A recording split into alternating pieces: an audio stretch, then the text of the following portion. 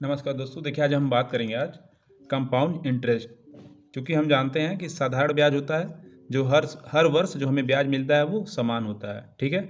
और सीआई की बात करें तो उसमें जो हमारा ब्याज मिलेगा वो फिर अगले वर्ष हमारे मूलधन में जुड़ जाएगा, फिर उसमें ब्याज लगता है। यही हमारा चक्रवृद्धि ब्याज होता है, ठीक है।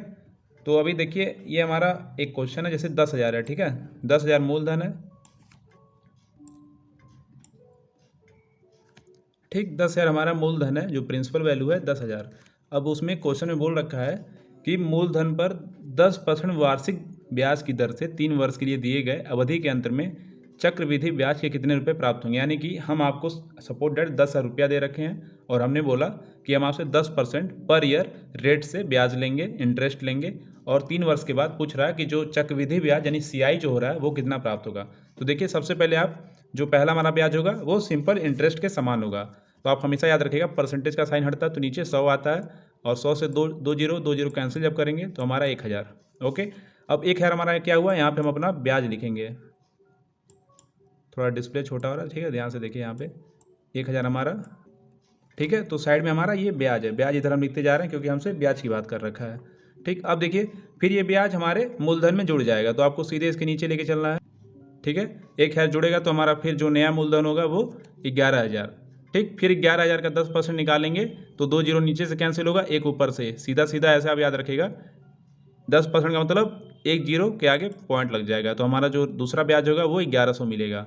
1100 को इधर हम नोट डाउन करेंगे, ठीक। इसी प्रकार से अब जो 1100 होगा फिर हमारे मूलधन में जुड़ जाएगा, फिर हम 11,000 में अपना 1100 जोड़ लेंगे, वो हमारा तीसरा मूलधन होगा, और उसका फिर हम 10% ब्याज निकालेंगे, ठीक है।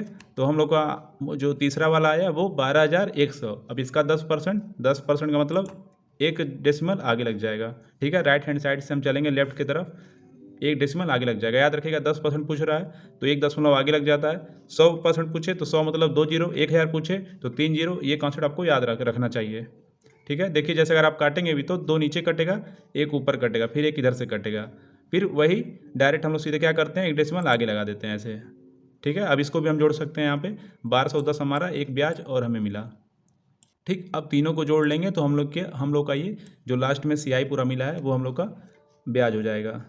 देखिए टोटल हम लोग का जो ब्याज है 3310, यानी कि 3,310 रुपया हमको ब्याज मिला। और अगर आपसे पूछे कि मिश्र धन बताइए, तो मिश्र धन में ब्याज और मूलधन दोनों इंक्लूड होता है, तो आप सीधे जोड़ लेंगे तो आपका 10,000 और 3,310 तो आपका हो जाएगा 13,310 रुपया हो जाएगा टोटल, ठीक है, ठीक। अगर आपसे कोई मिश्र धन पूछे तो आप 13,310 बताएंगे, और ब्याज हमारा टोटल निकल के आया 3310, तो राइट आंसर हम लोग का डी होगा। ओके। देखिए जो भी गुणा भाग जो भी सिंप्लीफिकेशन है, आप सीधे 10 वैल्यू रखेंगे, वहाँ से 10% निकालते जाइए। जैसे अगर 20% बात करें तो सीधे हम 10 लेंगे, 10 का जो वैल्यू आएगा उसको हम डबल कर देंगे, ठीक है। एक क्वेश्चन और हम लोग देखते हैं।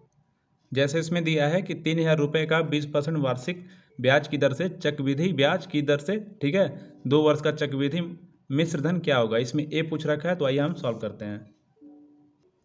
देखिए हम सीधे इसमें क्या करेंगे, 3,000 का 10%, तो देखिए एक दशमलव यहाँ लग जाएगा, जैसे 10% निकालेंगे तो तुरंत हमारा आ जाएगा आंसर 300 आएगा। लेकिन हम लोग क्या करेंगे, 20% पूछ रखा है तो हम 10% निकालेंगे, ठीक। फिर 10 का जस्ट डबल कर देंगे तो 20% के बराबर हो जाएगा, तो हमारा 300 का डबल 600 हो जाएगा, ठीक। बाकी एक एक बार करके भी आप जोड़ लेंगे तो वो भी आंसर आपका उसी तरह आएगा, ठीक है। तो 600 आ गया, और 20 भी निकालेंगे तो भी आपका वही आएगा। 20% निकालेंगे तो एक दशमलव आगे लगेगा, फिर 2 का गुणा 3 में करेंगे तो 2 तियाँ 600। लेकिन इस तरह आप हमेशा करिएगा, कभी भी 20, 30, 40 कुछ भी दे, सीधे आप 10% निकालिए और 10 का सीधे उस आगे वाली वैल्यू में गुणा कर दीजिए, ठीक है। 20% तो जो वैल्यू है उसका जस्ट जैसे 300 आया था मेरा, तो 3 दूना 6 यानी 600 हमारा वैल्यू, ठीक। अब फिर हम लोग 600 को इसमें जोड़ लेंगे तो हमारा 3600 हो जाएगा।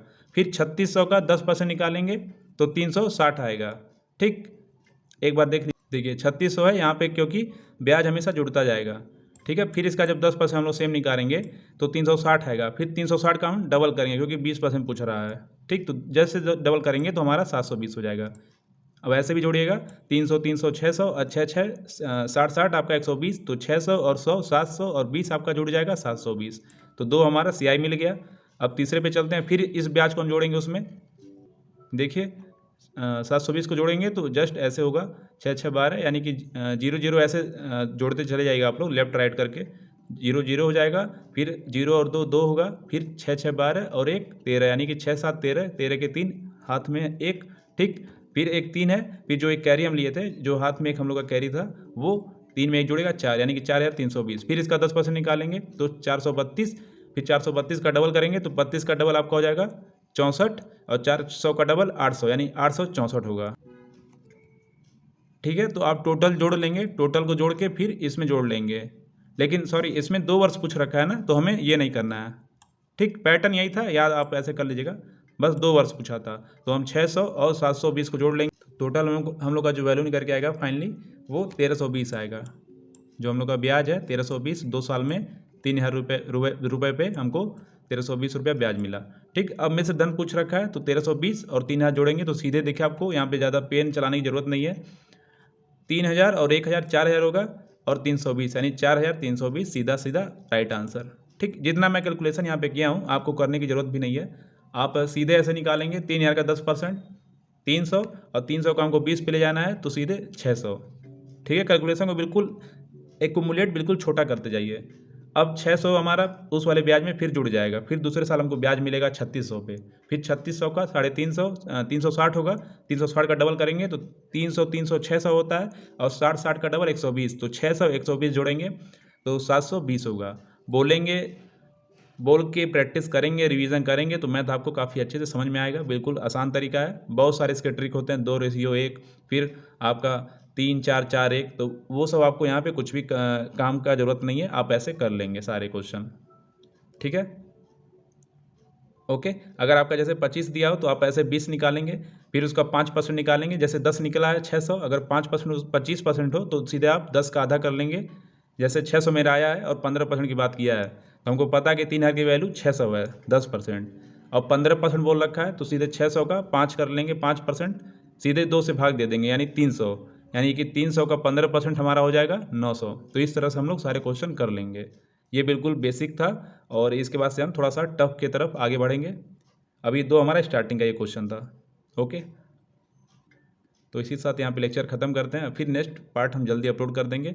सारे जो बेसिक कॉन्सेप्ट के साथ हैं सबको लेके चलेंगे, ईजी से हार्ड सारे क्वेश्चन बिल्कुल आसान तरीके से पढ़ेंगे।